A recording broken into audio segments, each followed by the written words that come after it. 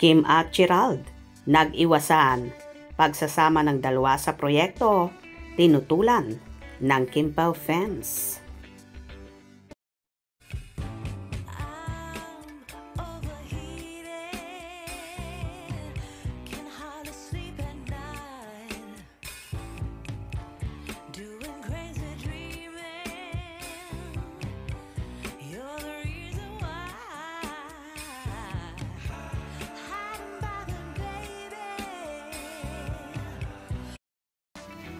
Bukod sa Loyalty Award na natanggap ni Kim Chiu sa nakaraang talent management ng actress sa kanilang Christmas ball at sa kanyang pangmalakasan glam look, pinusuan din ng mga netizen ang pagkikita nila ng kanyang ex na si Gerald Anderson. Hindi nakaligtas sa media ang pagkikita ng dalawa sa event at ang tila awkward ng sitwasyon. Sa iba't ibang shorts ng video na nag-viral sa social media, partikular na sa X, mapapanood na hindi naglapit sina Kim at Gerald. Gayong ilang di pa lang ang layo nila sa isa't isa sa pagitan ng iba pang mga awardee gaya ni Jay Cuenca, Sam Melby, Enchong D. Hindi nagtabi sa photo op dahil si Kim ay tumabi sa co-star niya na ume-ere nilang serye na si Sam at si Gerald naman ay sa kaibigan nitong si Jay.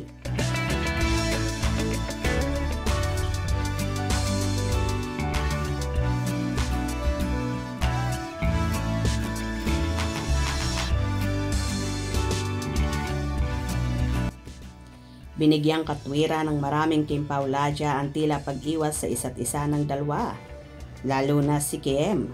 Ilan ang nagkomento na for delikadesa daw ang sitwasyon sa okasyon.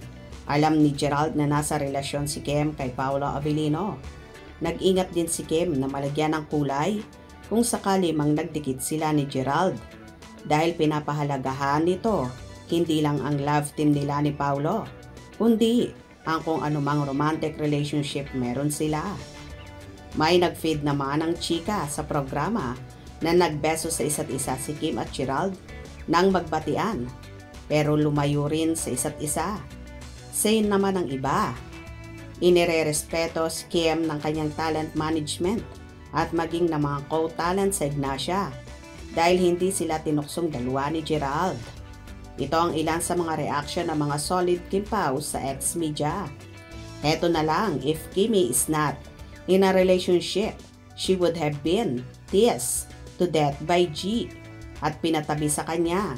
Single na si G. That's the nature of friends. Ang fam, kasi she is with P. Kaya, the respeto. Samantala, ilan sa mga solid Kim Pao ay kontra sa idea na magsama pa sa isang project sina Kim at Gerald sa mga susunod na taon.